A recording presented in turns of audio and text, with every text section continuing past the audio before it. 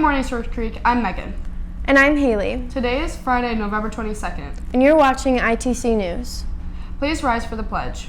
I pledge allegiance to the flag of the United States of America and to the republic with which it stands, one nation, under God, indivisible, with liberty and justice for all.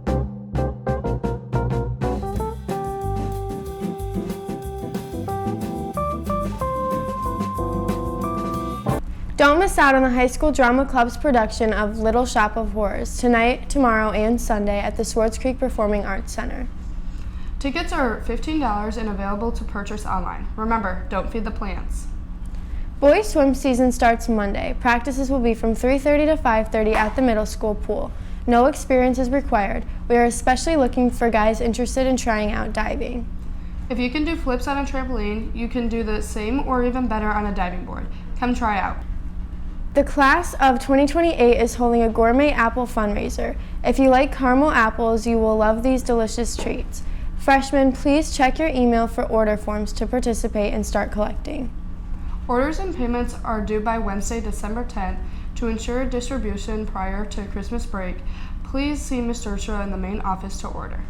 Student Council is collecting money to provide Christmas to a family they adopted through Operation Angel Tree. During all lunches, you can donate in the main lobby November 20th through December 6th. There will be a contest to see who can raise the most money. Today is our second blood drive for the 2024-2025 school year.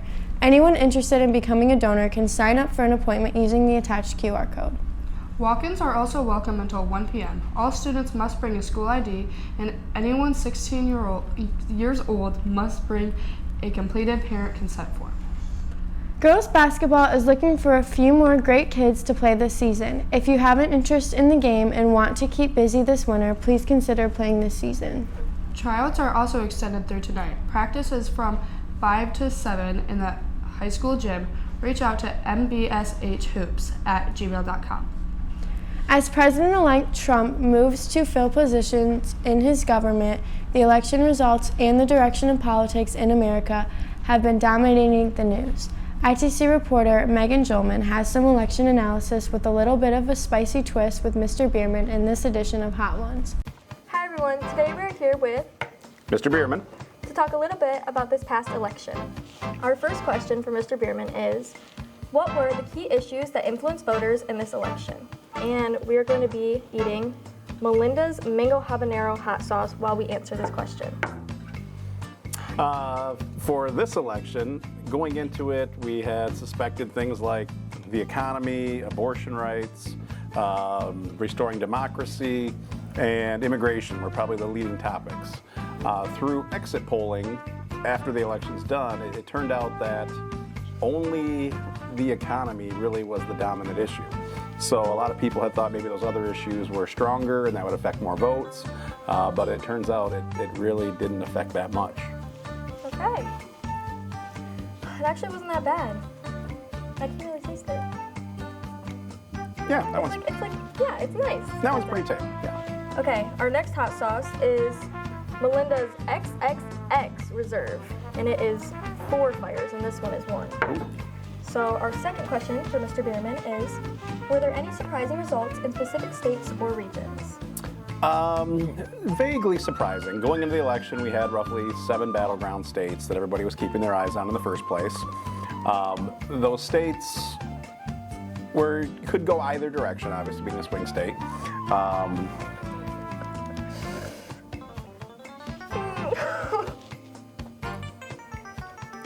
As far as the surprise goes, it was a little bit surprising that all 7 did go to Trump.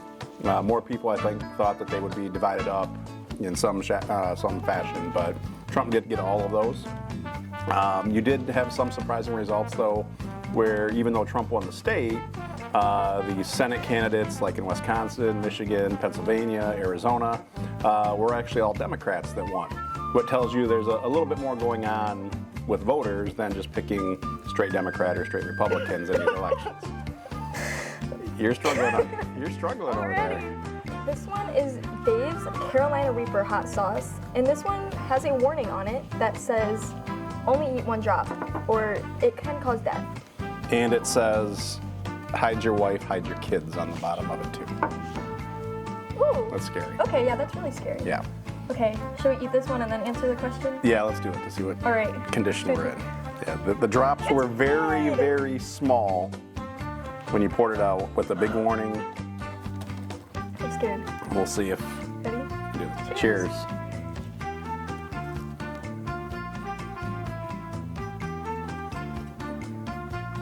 Ew.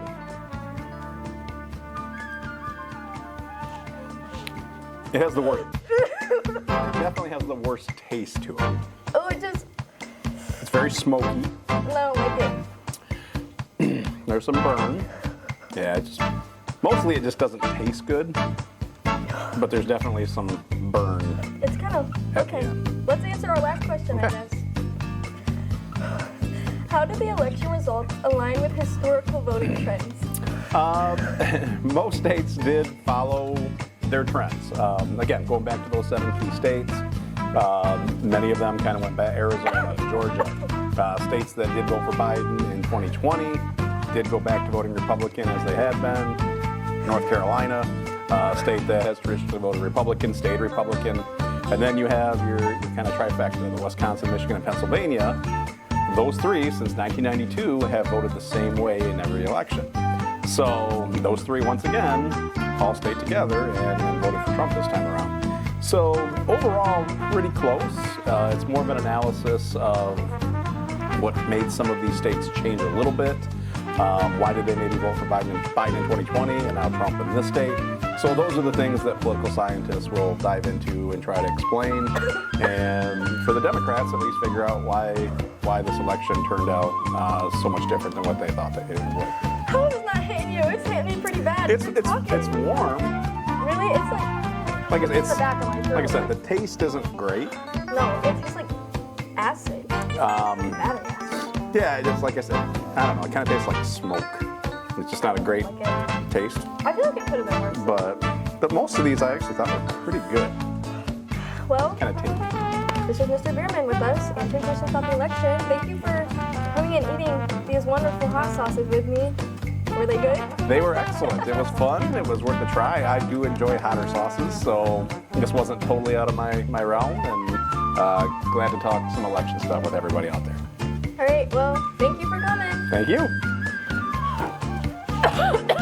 Interested in learning about Jesus and the Bible in a new way? Come to Bible Study Club. We meet in room 302, Mr. Jarrow's room, every Monday after school. Student Council will be collecting donations to help a local family in need have an unforgettable holiday. You can make cash donations during all lunches, or you can take an ornament off the holiday tree outside of the main office. Each ornament lists an item of a family's wish list. You can drop off unwrapped items to the main office or to Mrs. Mitchell's room in 513 until December 6th. That's all we have for you today, Creek. Have a fulfilling Friday.